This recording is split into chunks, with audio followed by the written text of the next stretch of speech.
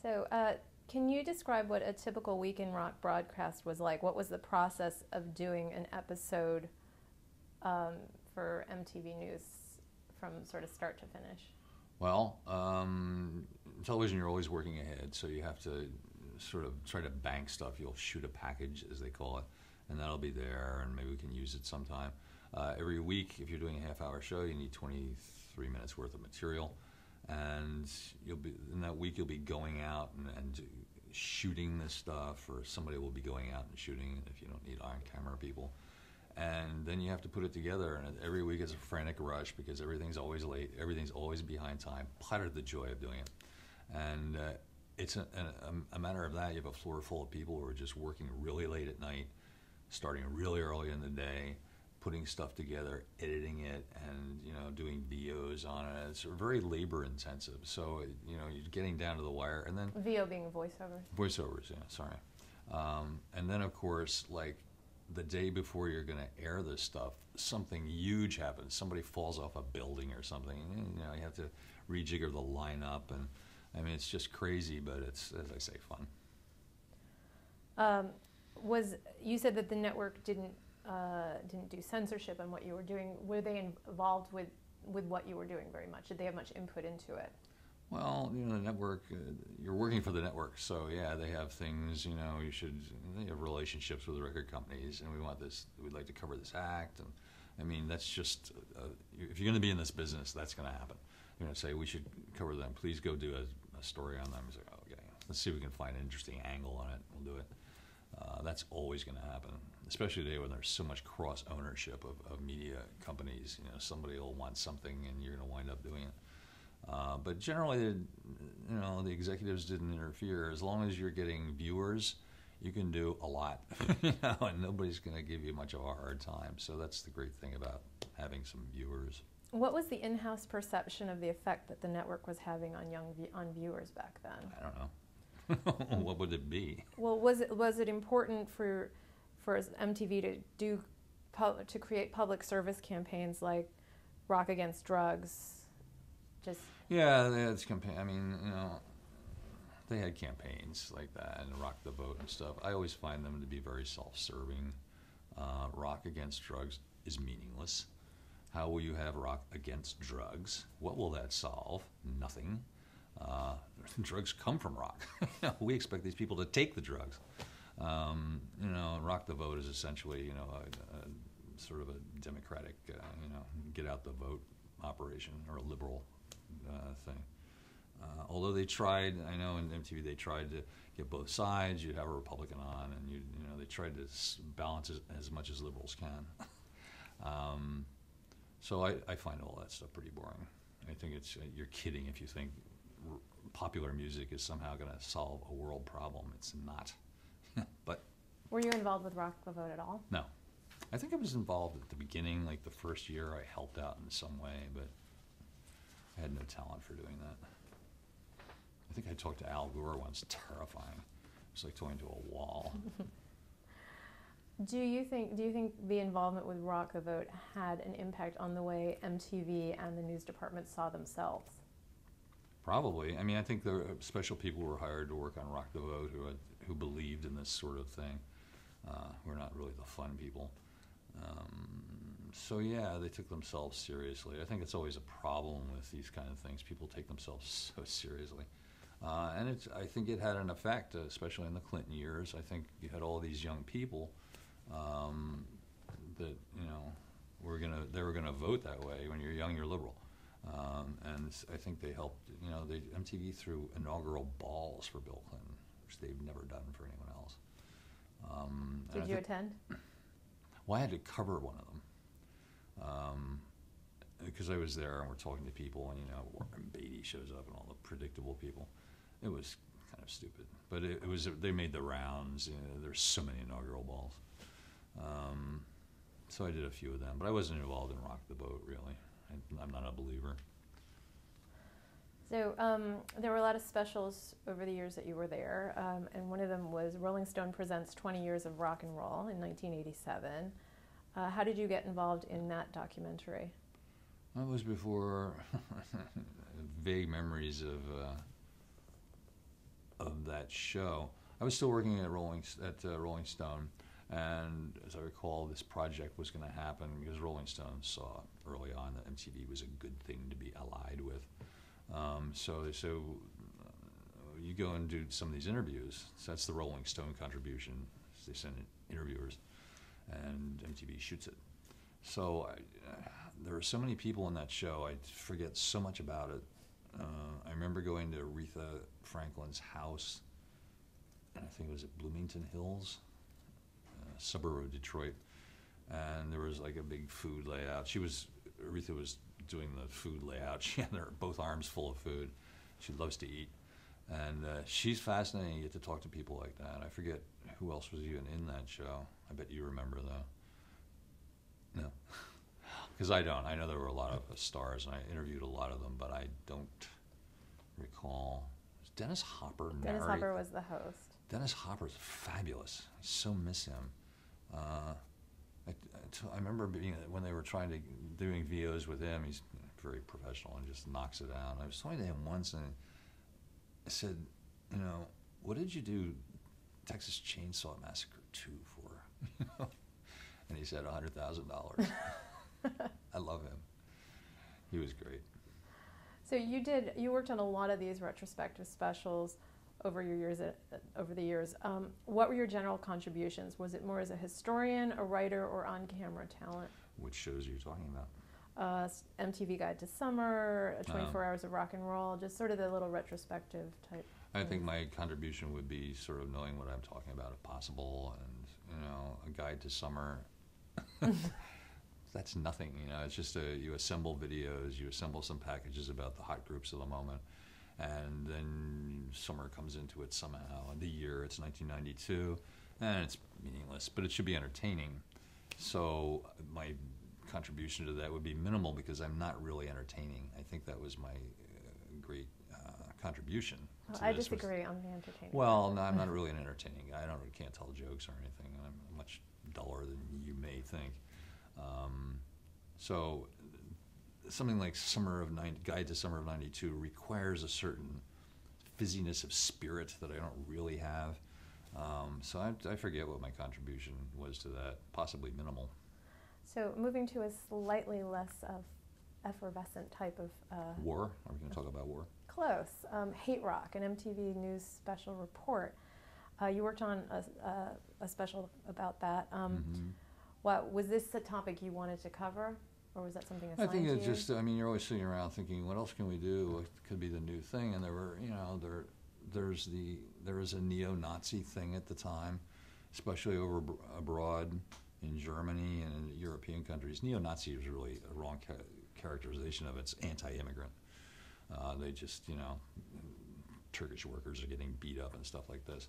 But there's a connection to the old Nazi establishment. So that was interesting. And there were some of those people in Florida, our strangest state. So we covered that. And I forget who else was involved in that. We covered other stuff too. Do you know? I said executive producer was Rob Fox. That's not what I'm talking about. What else did we cover? I forget. Anyway, so we flew over to Germany, and we actually went to like a neo-Nazi disco. Who knew they had them? When we first arrived in Germany to cover this sort of neo-Nazi movement, the head of it, this guy, died of AIDS. It was a scandal. They were so taken aback. All the neo-Nazis are like shaking their heads. So we went to this neo-Nazi disco out in some, I forget, someplace out in the country. And it's a bunch of like overweight, sweaty guys with bald heads dancing with each other. You haven't lived until you've been through this. So it was good to focus on that, and we covered one guy in Florida, and through his career until he got popped for something, and we had footage of him being taken to jail, and we played the Ramones, the KKK took my baby away, out. It was great. Were you at all afraid in Germany when you went to the... Well, I lived in Germany for a long time. So I just meant going, not Germany itself, but going to the... I've always been ready to die. I don't care. It's whatever. No, I've been in other cities. I think when we were doing the stuff in Germany, we had a guy who was armed, which is great. But it was a guy with like a briefcase with a gun in it. Not the way I would have been armed. I think you should have it out there for people to see. So you said you were looking for ideas. Was any of this an MTV mandate to do more serious stuff, or was it just, oh, this would be an interesting there weren't project? any mandates. I think, it's not a matter of executives coming up with ideas. Their ideas are about the business. I mean, they hire people to have these ideas. If you're going to be a professional in television, you should have the ideas. No, I think they were generated from within the department. We did a thing on like religious cults too, although wound up not calling it cults. And we covered a lot of stuff. We covered Scientology. We covered this cult that was started by a French sports writer who were into being naked and waiting for the saucers to come. It was great to talk to these people. Did you have trouble getting access to, say, Scientology or? Well, I think the Scientology was the reason that the name of the show was changed from cults to new religions. Scientologists are very scary. Scientology works for people fine. It's when you think about it, how much different is it from other religions? But they're very scary. They're very litigious, and if you're in a room with we were doing something on a guy who had left I don't know what it was. We were talking to some guy who was a lapsed Scientologist or something. And there were a bunch of Scientologists there, and they kind of gather around you. And they all seem to be young lawyers, and they all have notepads. So there's a bunch of people standing around you with notepads waiting for you to speak so they can take it down. They're very creepy, I thought. But that doesn't mean that everybody's a Scientologist is creepy. The people that leave Scientology have some horror stories to tell. But they should never have been made tax exempt, I don't think. I think that was an awful decision. But so moving on to the MTV Music Video Awards, which have been a huge part of MTV for a long time. Let's talk about your work on the MTV Award pre-shows. I believe you worked on them from 1999 to 2005. I'll take your word on that. Okay. What was your approach to hosting? Because you were... You stand up and you read something. MTV was I think the first outlet to have the idea that an award show, they have an award show that you really don't care about the awards. The awards mean nothing. You've got all these like stars. They're going to come and perform for you again for free. Great. So it's about performances, and it's about tuning in and seeing something. Somebody fall off the stage, seeing something you weren't expecting. I think their thing is every half hour there should be something you weren't expecting, something scandalous, like when after Pee Wee Herman was arrested, they found for masturbating in a theater or whatever, they got behind him because they loved Pee Wee Herman, and they brought him out for the Video Music Awards. He was the first thing on the show. It was great. So they're staging everything. You're working with someone like Madonna. She's going to want to stage her things in a certain way. Puffy Combs, I'd like to think of him in that way still, would want to go all the way over the top. So it's great television. Who cares who wins Best Song? Who cares? Doesn't matter. Just get out there and sing it. That's all we want to know. So I think they were a pioneer in that regard. So the pre-shows, you had one of the most memorable interviews was you were interviewing Madonna, and I believe Courtney Love showed up. Could you talk about that? Well, you can find it on YouTube. It's all there. I've talked about that so much. We were doing an interview with Madonna, who was, we were doing this interview with her, and so some stuff started flying through the air. Courtney Love was off stage, wrecked, of course, throwing stuff at us. And then, the producer saying in my ear, "Get Courtney up on this platform we have." And Madonna's publicist said, "Don't let her up here." And we overruled her, and Courtney came up and was falling around. Madonna came off like the elder stateswoman, the voice of wisdom in this thing, because Courtney was just so out of it. So that was very enjoyable. And as I say, that's one of the things you don't expect, but there it is. So what's it like? Are there any pressures when you're doing something live and that is actually occurring? Well, live TV is the best kind of TV, because when it's over, it's over. You don't have to do any retakes, but you never know what's going to happen in live TV. It's exhilarating. It's just fun to do. You get a lot of get up and go for it. So you rehearse it a lot firsthand, but who knows? The lights will go down or something. Something will always happen. So I love live TV. And how were you being cued? IFB. You have something in your ear, and then people will talk to you and tell you what to do because you're just a robot on television. And was there a time delay? I think there probably was. I think there must have always been time delay. There must have been like a 7-second delay or something because you never know what people are going to say, especially then. Nowadays, people won't say anything like that because they've all been schooled. Be careful what you say. At the time, again, Axl Rose or somebody like that, you don't know what they're going to say. So you needed to, or rappers, you needed to be able to ride over that. So over the years on the MTV Video Awards, what has your role been in the show? Minimal. I had no role in the MTV Video Music Awards. We did a pre-show that was like 90 minutes, I think. I forget. And that would involve having somewhat lesser bands come on and do some little performance of some sort. That was fun to do. That was also live. It's usually outside the venue. We did it at Lincoln Center once. You're always trying to find some new place to do it. And it was usually in New York until they moved it to Los Angeles, which sort of takes I have nothing against Los Angeles, but it sort of takes something about the excitement out of it because you have people getting dressed up in their evening finery, and it's 5 p.m. out there. So it's like the Oscars situation too. And it's really hot out there in August. I don't know. Anyway, I'm glad they brought it back to New York because also you don't have to fly. I'm going to throw out a few things that happened and see if you have memories of specifically of those. In 1993, which was the 10th anniversary, there was a RuPaul and Milton Berle incident. I don't know. There's something, yeah. I forget what that was. I remember Milton Berle came through, was trying to get through some sort of barrier at one point, and they asked him for his credential, and he said, "My face is my credential." That was very cool. I forget what the RuPaul Milton thing was. If you reminded me, I'd remember. I believe she, there was some joke about... She? She, Ru.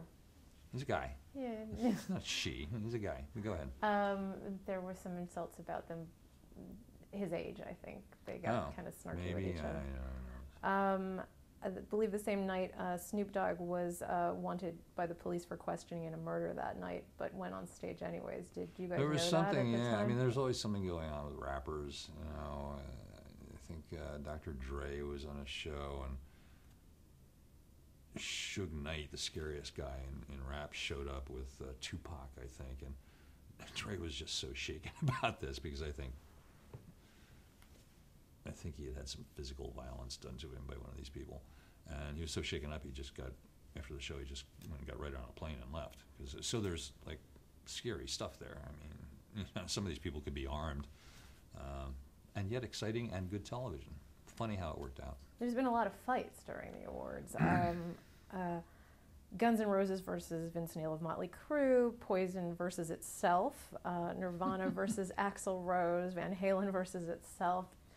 Yeah, do you have memories of any of those? Well, I remember there was Nirvana and Axl and Guns N' Roses. Nirvana resented them because they personified everything excessive about big time rock bands. And everything was so over the top, and the groupies and all this stuff. And I forget who was yelling at who. Somebody was yelling at Kurt and Courtney, I think, from Nirvana, and it was a big feud. I didn't understand it. I don't know. Whatever. They're both making lots of money. Do you think that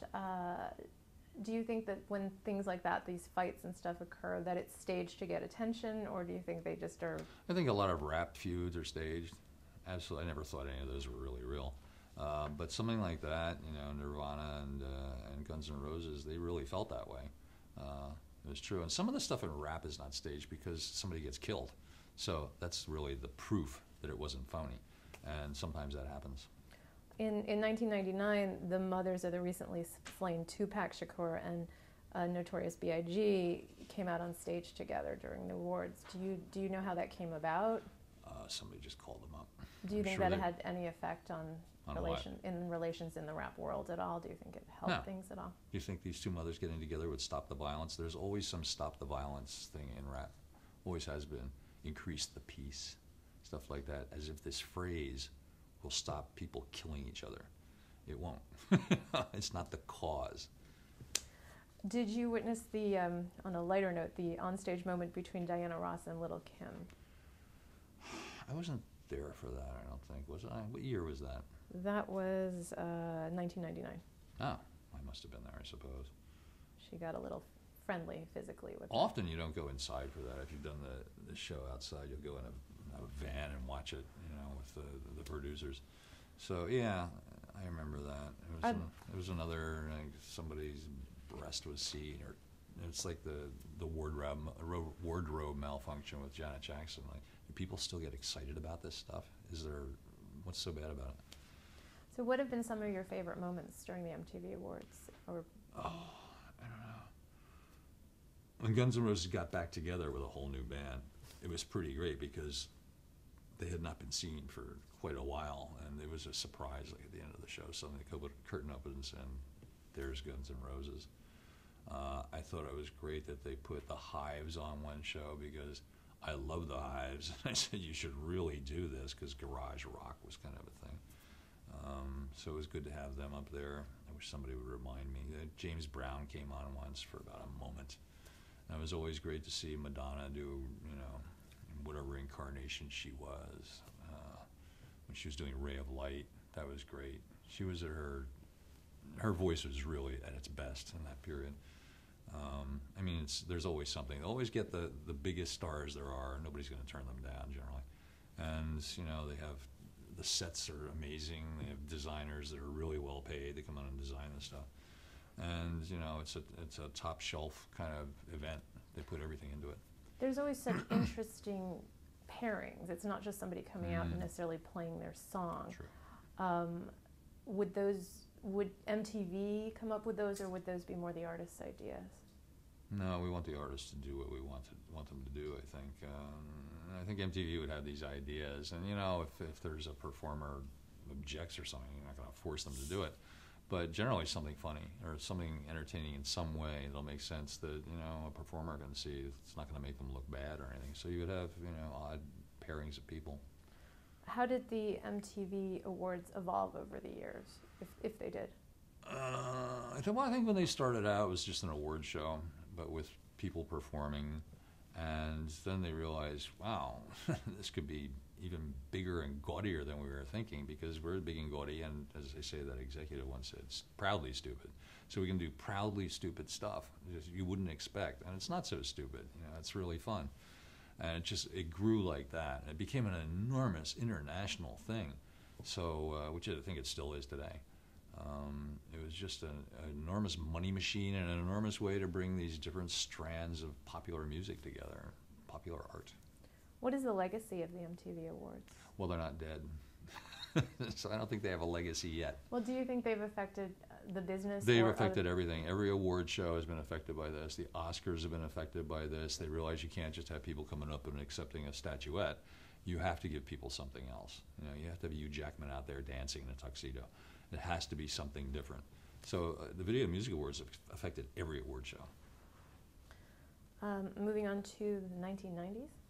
I remember. We were in the 1990s, but wanted to talk about reality TV coming to MTV, since they were really the first ones in modern days to do it.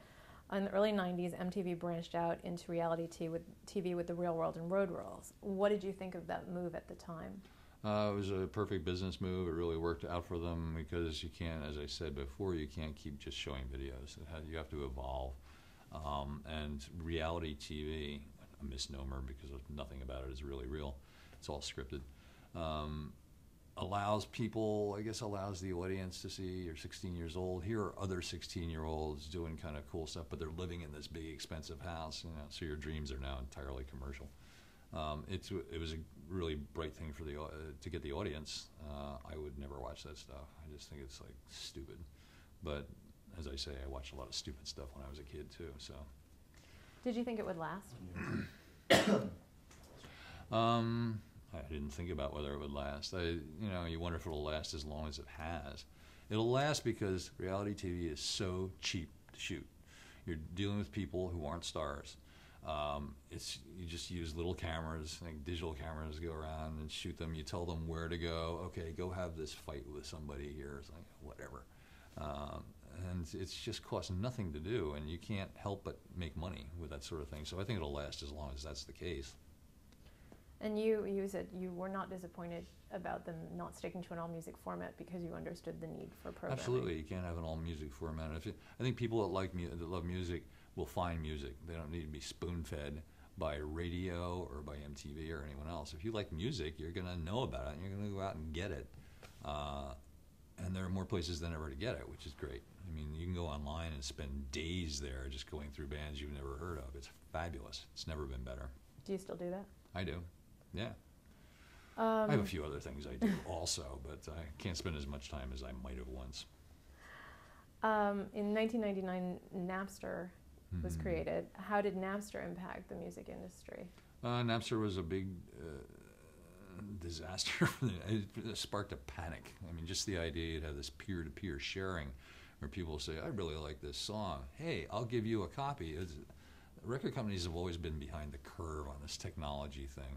I remember having an argument with Nessie Erdogan, I think, at Atlantic once about cassette tapes. And the cassette tapes were going to be the end of the world. People were taping music and not paying for it and giving it to their friends.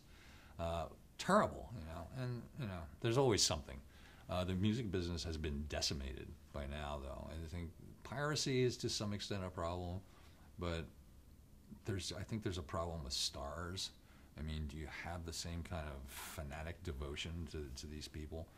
Things have changed so radically, and you can hear music in so many different venues that it's a totally different music industry than it once was, when it was run by guys who used to be shoe salesmen. Those were the days. It's not like that anymore. It's run by lawyers. In the 90s, grunge came about, and in 1992, Nirvana's Smells Like Teen Spirit hit big. And for the first time, alternative music hit the mainstream. Why do you think it finally broke through at that point? Well, rock and roll has always been alternative music. It's always an alternative of what came before it. Grunge to me is just it's just rock and roll music. And this idea, what is grunge? Does it involve a flannel shirt? Or that means nothing. You're a good band or you're not. There were some great bands, and some of them happened to be from Seattle. Some great stuff from Chicago. It was just it's a new generation of younger people getting together and doing rock and roll as they see it by their lights. There's nothing new at all. It's great. It's a great renewal process for the music. Grunge, I mean. Why do you think radio was more open to it than they had been? I think radio was desperate at the time, and also it was rock and roll. So rock and roll radio is to an extent endangered by disco and stuff like that, or various kind of top 10 formats that can be refreshed with this music, and people were glad to hear it on radio. It was great, and radio also by that time was taking its cues from MTV to a great extent, because MTV was making hits in a way that radio used to do, but could only do regionally anymore. I'm sure I'm right about all this, but it's funny. In 1994, you were one of the first journalists to break the news of Kurt Cobain's death. How did you hear about the news? How when you have like a breaking news story like that, how do you approach it? Well, somebody calls you up at home very early in the morning and says, Kurt Cobain died, and you go, what? It wasn't that big a surprise, because he had almost died in Italy shortly before that. He was a depressed kind of guy. It's a shame, but and he died. He killed himself, and I got a phone call telling me this, and so you get dressed and run to the studio. And you're trying to bang stuff out. If you're going to cover this in television, you have to have stuff for people to see. What's it going to be? They didn't have that many videos. What else are you going to show? So they dispatched producers out to Seattle. They talked to kids out there. I mean, they really covered it well. Excuse me. My part in just announcing the fact that he was dead was whatever. You had a history of interviewing and Kurt and Courtney over the years. What was... No, I didn't. You did not? No, I interviewed Nirvana once in St. Paul, I think, when they had Shonen Knife opening up for them. It was a great show. and talked to them. I think there was some tension with Kurt because I think I had said something. They did a song. What did they call it? Black Girl or something. It was a version of a Lead Belly song. Where Did You Sleep Tonight? And I said I had said on the air there was another title for it. It came from bluegrass because it was a bluegrass staple. I don't know. Kurt Cobain was very upset about this. And I was like questioning his devotion to Lead Belly being the prime advocate for this song. But I talked to him for like 5 minutes afterwards. He was very nice. He was very quiet. It was after the show. He didn't go out partying, but we know he was probably partying by himself.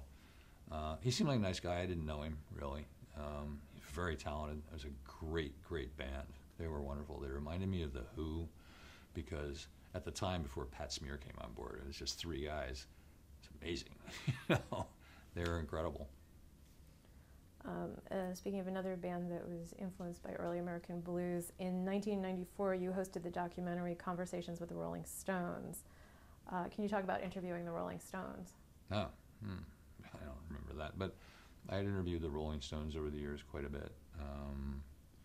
Did a cover story for Rolling Stone, the magazine, on Keith Richards once. I've always found them very interesting. They were among the first to really get the idea that you have to control your press. So they're very controlling about it even then. They know who they want to talk to, who they don't. If you don't know what you're doing, you're just going to get some canned answers to stuff. But you can hang around with them for a while. They're very intriguing. Keith Richards is a very interesting guy. He knows a lot about history. He reads a lot. He's very smart. Mick Jagger is very smart. I mean, these are smart guys who have interesting things to say apart from their music. What they did in reviving forgotten American blues idioms was an amazing thing at the time for American music. They're essentially selling us back what is American music to begin with. So they were smart in that way. And when you think of the British invasion, who survived it, it was essentially the Beatles and the Rolling Stones. And it was always fun to interact with them. I thought they were interesting people. Even if they weren't musicians, they would have been interesting people. And you can't help but admire what they've done. The amount of great music they've done is just, breathtaking. When you do an interview with a band, I would say a band at that level, but they are the only band at that level. But when you do an interview with a band in the upper echelons like that, do you prepare for it any differently than were you interviewing Well, I think you have to, by that band? time, if you, as I say, if you're a music fan, by the time you're going to know about the Rolling Stones, you're going to know where this track was recorded. Mm-hmm. You're going to know all the stories about that stuff. So it's not like, as I say, starting from ground zero and I have to go start reading books about the Rolling Stones or I've never heard their records. If you're going to volunteer to go out and interview people, you probably like them and you probably know about them. So it doesn't make sense to send somebody who doesn't know what they're talking about to interview anybody. Did you learn anything surprising about them when you were interviewing them? No. Everything you would expect was pretty much. Okay, so you said when you were young you thought you would like to be an actor, possibly play a cowboy. I didn't dream of growing up to be a cowboy, but when I was a kid on television, you just see these guys, they seem to be having fun, they're pretending to be cowboys, and I said, well, being an actor must be great. Well, as an adult, you actually played many versions of yourself in TV and film. What are some of the shows that you've been on? Not shows, movies. I've been in a lot of movies. They call you up and say, we'll give you a check if you'll come and walk through this scene or something. It's very easy. It's meaningless. But you wind up spending a lot of time on movie sets, and I love movie people, and I love movies. And it's always a meaningless experience because your face is they're just trying to put people in their movie whose face has some popular resonance for some reason. I've been exclusively in bad movies. Well, I was going to. I'm trying to think. Tell me some of them. They're all bad, except for the paper by Ron Howard. The Adventures of Fort Fairlane. There we go. Don't ever watch that, kids. Get Him to the Greek, which is fun. You've done quite a bit of TV.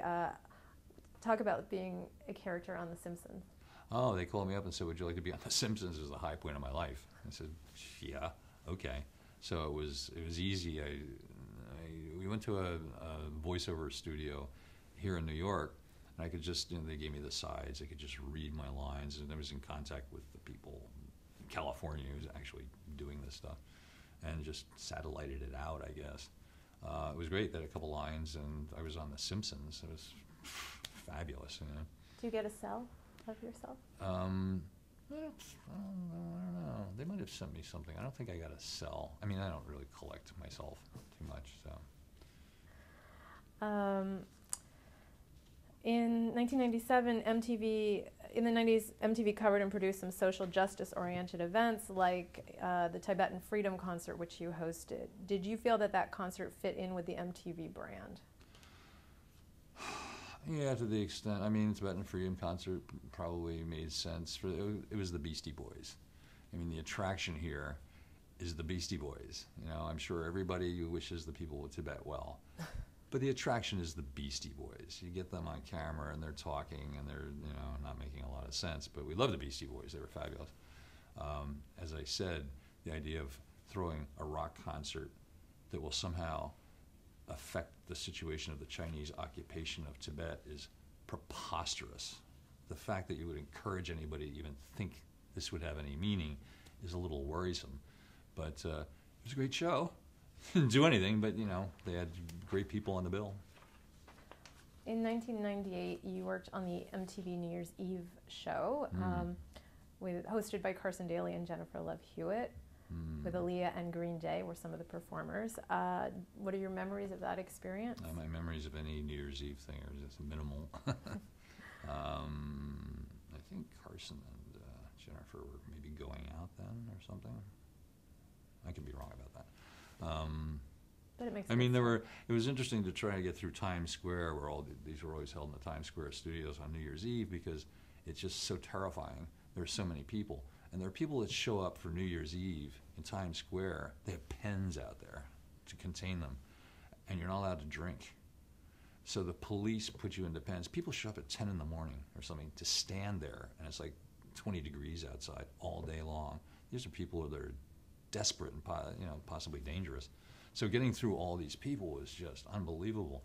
But then you're upstairs, and there's some people performing, and you're throwing to this, throwing to that. There are people outside. Poor suckers, freezing and trying to do little stand-ups.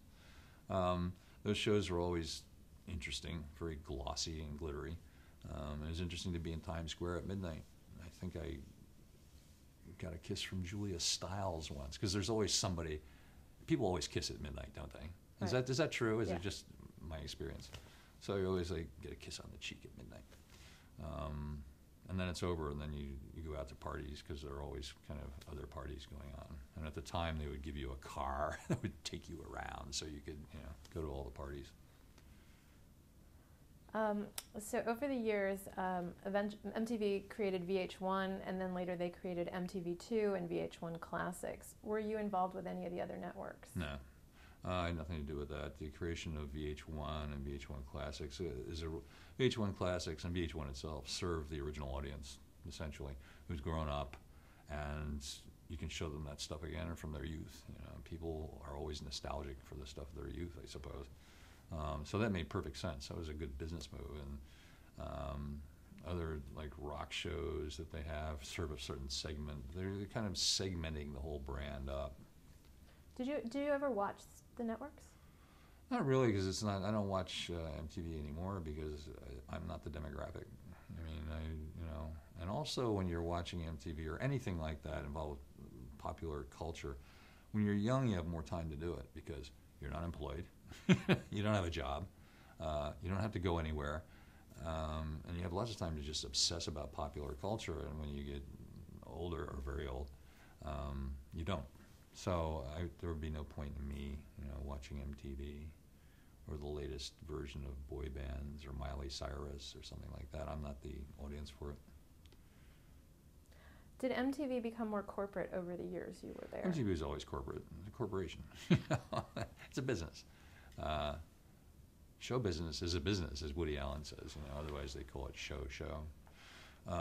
It's always been a business, and there are certain strictures because you want to have a business. You don't want to screw up on air. You don't want to offend somebody so much that they'll never come back, especially if they're important. So it's always been more corporate than Rolling Stone was. Rolling Stone's only owned by one person, whereas MTV is really a big, lots of suits. So maybe it became more corporate. I don't know. It has to be to manage to keep it going in a successful direction. Did it affect your department? No, I don't think so. I don't remember it doing that. In 2010, MTV dropped music television from its tagline. What was your reaction to that? Remember that? Did they? Now it used to be MTV Networks. Now it's just, I think, MTV. Originally, they wanted to call MTV Rock and Roll Television. Imagine what a bad idea that was. You wouldn't know it then. You'd say, hey, Rock and Roll Television, ooh. But if it were called that today, it would just be the laughingstock of the TV industry. So calling it music television was a brilliant idea. And they dropped music television? I don't even remember that. What happened? How did they drop it?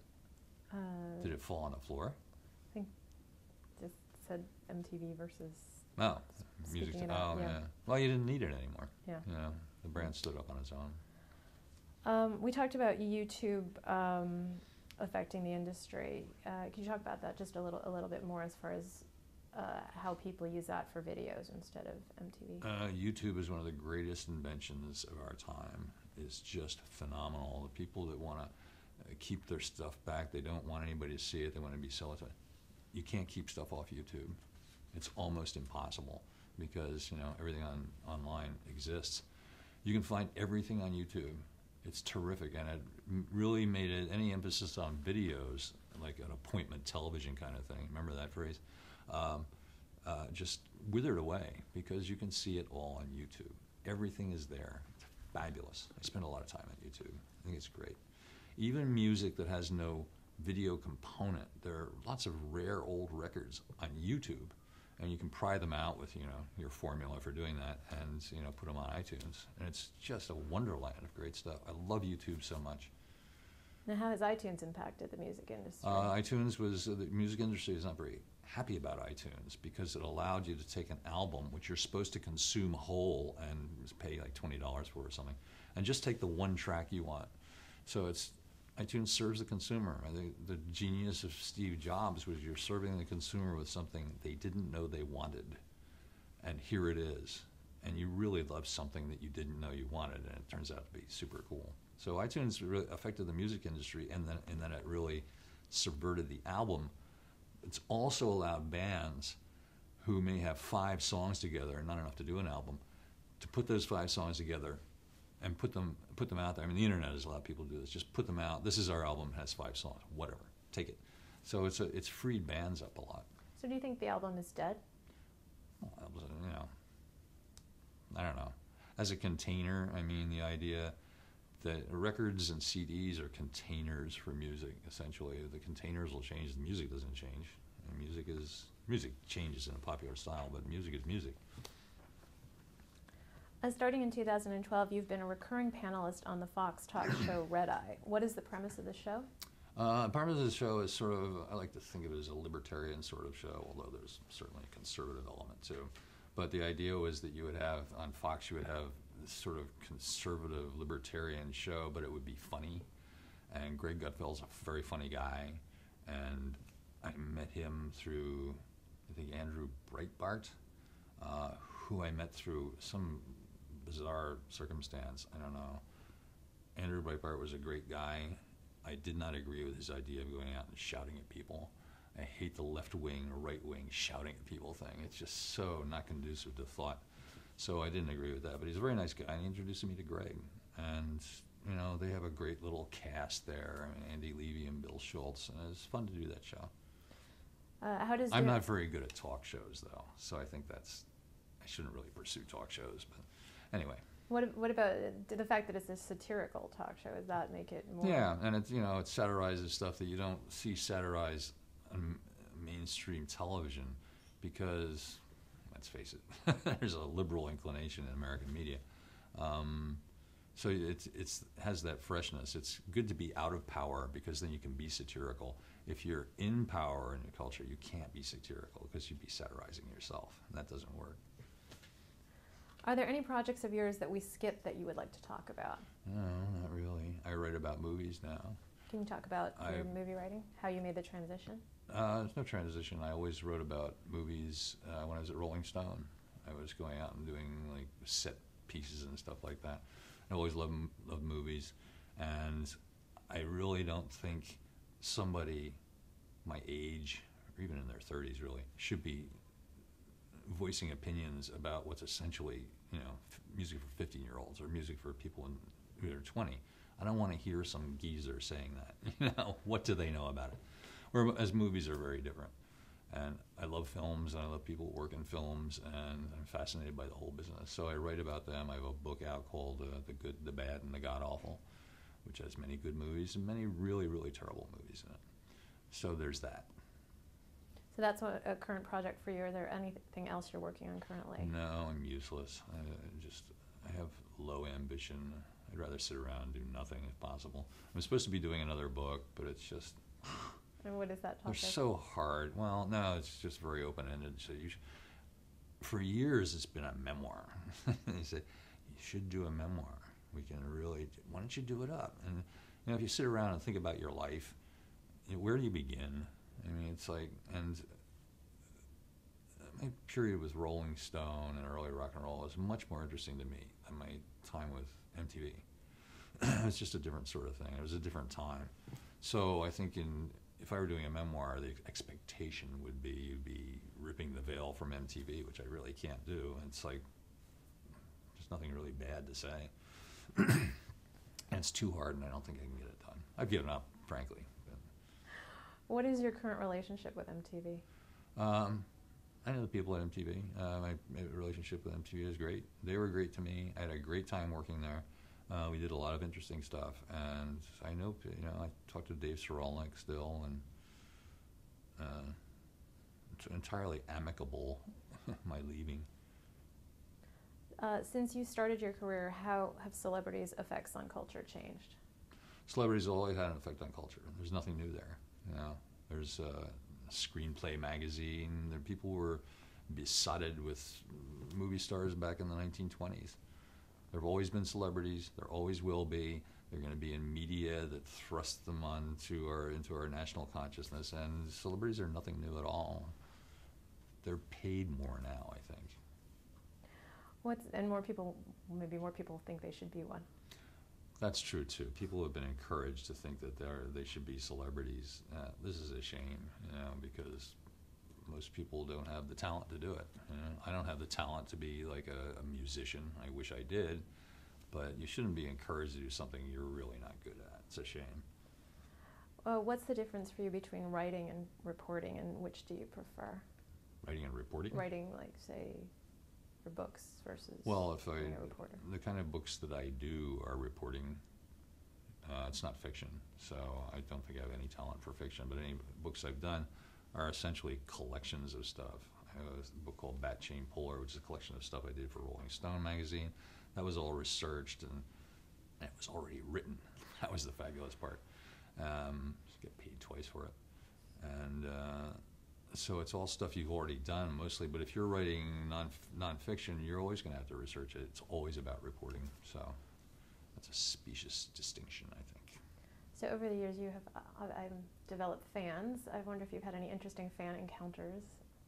Sometimes you run into people who know you, and they're very nice generally. Nobody says bad things to you. That's good. And Clive James had a theory that if you've ever been on television, there's something about television, just the outline of your head, where your ears are or something, that imprints it on the brain of people watching it. They will never forget you. You'll be 104 and somebody will know you somewhere, which I think is an interesting theory. What would your fans be surprised to know about you? Probably nothing. Not that interesting. I don't think I don't have any dark secrets. I wish I did. It'd be more interesting. But make up one. Maybe I'll start one. What do you consider the highlight of your career? I don't. There's no such thing. There's no greatest record. There's no greatest movie. There's no greatest moment in your life. Those things don't exist. There are many of all these things, and you can't pick one and say it's the best of all. Are there any more than one that pop up that you just look back at and are really happy? Yeah. that you might share? I don't know. This stuff we've all talked about. I mean, just the fact that you can grow up with something you love, like music and movies, and make a living at it is one of the great blessings of life. To be able to do something that you really love and not everybody can do that. My father was a house painter. He had to get up every day in the cold or in the heat and go out and paint houses. Well, he had his own little business, but that was real work. These people are really working. I've never worked that hard. I mean, we should all thank God that we don't have to do that. We can make a living doing what we love. It's not common, so I feel very fortunate. Do you have any regrets about your career? I have regrets in life, but I never thought of my career as a career. I didn't have a plan. I never wanted to be in television. I did want to work in the music business. I did want to write about music. I was very fortunate to be able to do that. Television is something I sort of blundered into. I don't see myself as having a career. I don't think I'm very good on TV in the sense that to be good on television, to continue and to have a career, you'd really have to have like a talk show. And you'd really have to be able to do the monologue and come out and tell jokes and stuff. I could never do that. And I don't have that personality that is required for big-time TV. So it was an interesting side trip in my life, but I'll look back at it as sort of a isolated instance, I think. What advice would you have someone starting out in music journalism today? I don't know what music journalism is like today. I wonder. Just blogging. All the people that worked in print, I started out in print, are today, I know one guy who was like the first rocker that just got fired by MSN online. Everything went online. Nobody gets paid anymore. You'll always hear about people, writers who really know what they're talking about, asking, do you want to contribute a story? We've got a story we want you to do. We're not going to pay you, but it'll be great. You'll have like the footage. You'll have this for your resume. And people actually do it. And writers are treated worse than ever before, and they've always been treated badly, and it really makes me angry. And this is just a terrible time for writers to pursue music journalism. Everybody's a music critic. Everybody's a movie critic. It used to be you'd read a critic for the quality of their prose.